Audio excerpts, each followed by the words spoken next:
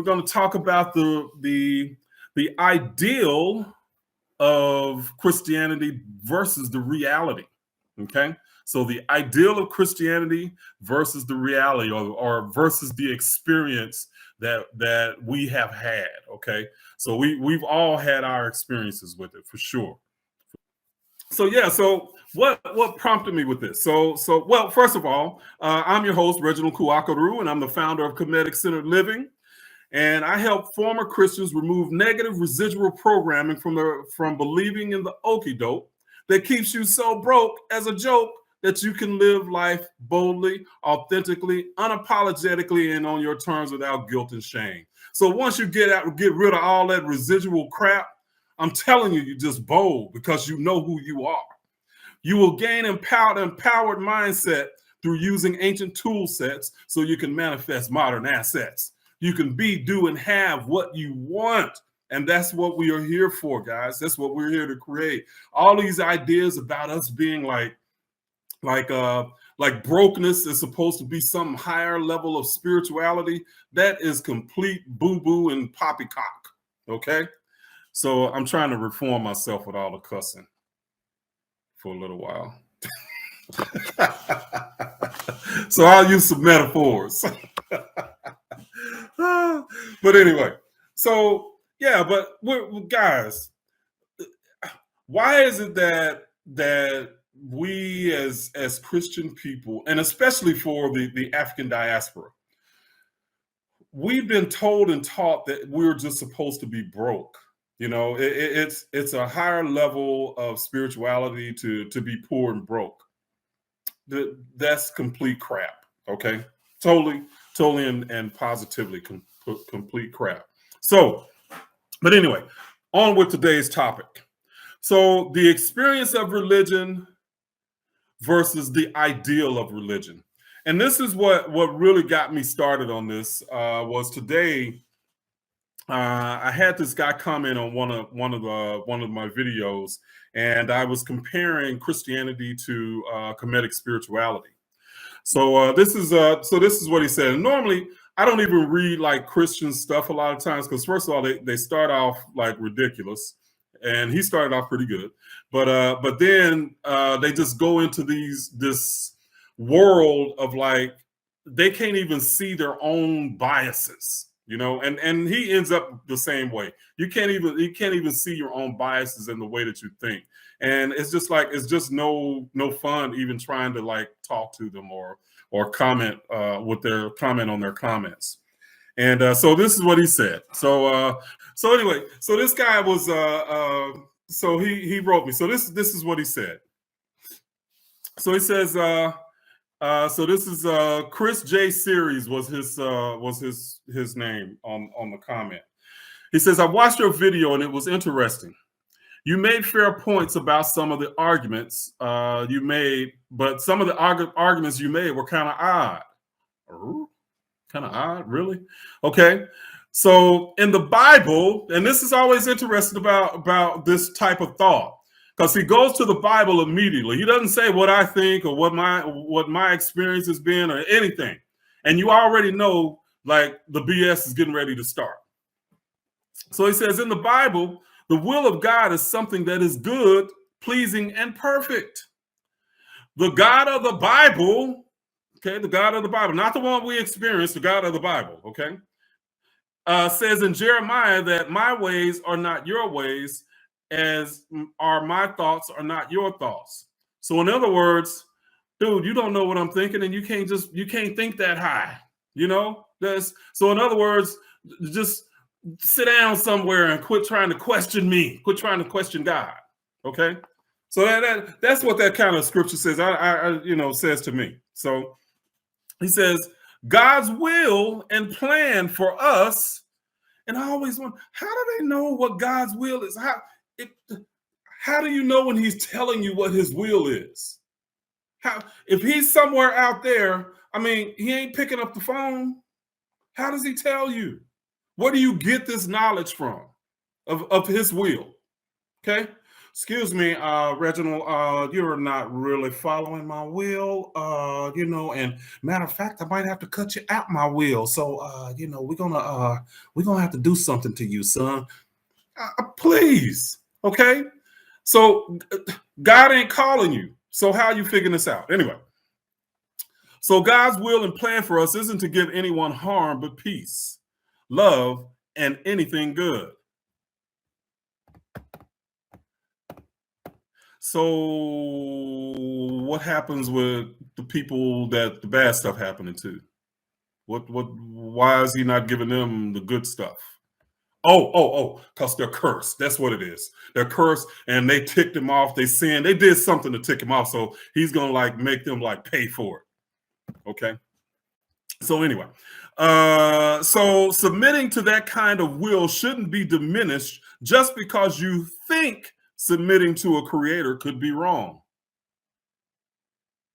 I never said couldn't think submitting to a creator was wrong. Why would you even need to submit? You are part of the creator anyway. You are the creator in human form. Why do you need to submit to something outside yourself? So again, there's that bias, assuming that I think like he thinks. Okay. Secondly, it's made clear in the Bible that Jesus is within us and that he has sent down his spirit to remind us of him and his word, etc. So he's within us, but then he needs to send his spirit down to remind us. If he is within us, why don't he just talk to us from within? Hello? Okay. All right. So the many points you brought up with Kemetic beliefs in regards to God being within us is something that's already said. And mind you, it's not only believers, but also unbelievers. Third, you made a lot of points about the Christian lifestyle and even used unchristian things to make a point about Christianity. For example, you mentioned Christians shaming others to feel better about themselves. In other words, that's an unchristian thing. Judgment is an unchristian thing. Now, judgment is definitely a Christian thing. So that's what I was saying. That Christians, because they can't live up to the impossible standards of Christianity, have to judge other people in relation to themselves in order to feel good about who they are. In other words, dude, I might be screwed up in a sinner because we all fall short. But dude, you lower on the rung on the ladder than me. You fell shorter. You fell way down. Look at you. Just look at that sinner right over there. It's judgment. And it's all relative to how I feel about myself. That's why people judge. Because they don't have their own center of belief and belief about themselves. They got to rest on somebody else's lack. Okay. So that was an unchristian point, I guess he was saying. Big whoop. Okay. Well, it's made clear in the Bible that God, through Jesus, made everyone right with himself. Nobody has to work to receive God's grace, only believe in him. Since he wants us to believe in him, he will bless us with good things and not bad.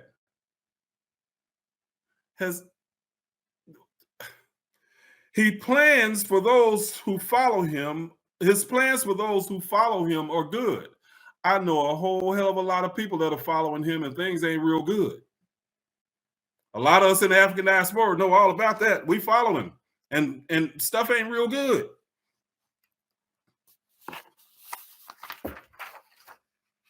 He got on my nerves. But anyway. So we aren't living in fear because of hell, but in the great hope of the creator who loves us. Dude, what? This is again, they have this idea that somehow what they are talking about, the ideal and the way people are living is somehow different than what he wants to put in front of me as Christians are not living in fear. I was a Christian. I know how that felt. I know hundreds of people that live with that anxiety every day. And you're going to tell me that the hope is not the fear of hell? I know many Christians that have so many questions that are afraid to ask and will not go and research anything because they're afraid that it might ruin their faith.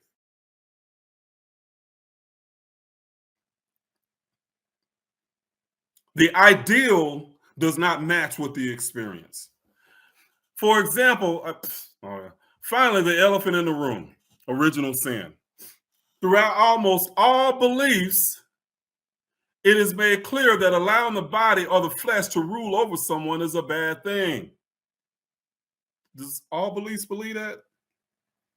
Or is it the Christian belief and doctrine of original sin that puts that forward?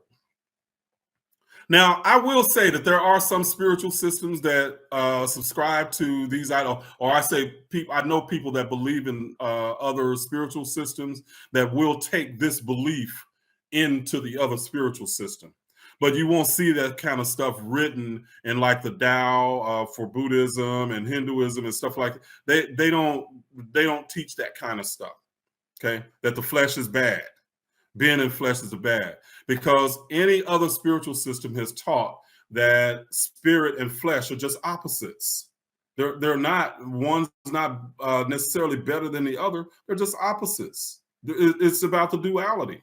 Okay, so it's clear that the flesh is corrupt, is a corrupt being, and whosever temple it is, they have to be its master. Now, the last part I can agree with, that the temple, that you have to be its master, absolutely, because ultimately, Lord, the word Lord originally meant master. Okay, so in other words, you're master over yourself. So, but just this idea that he's talking about here is what so many Christians, they get. Really, they don't deal with reality. And I know I dated a Christian lady for about 2 years, and a nice lady. I mean, we just things didn't work out with us, but for a number of reasons.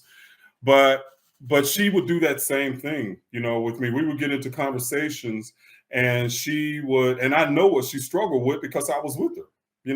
I know the ideas and the guilt, that she struggled with. You know, but we get into conversations and she start talking about the ideal of Christianity, but not how she's living it.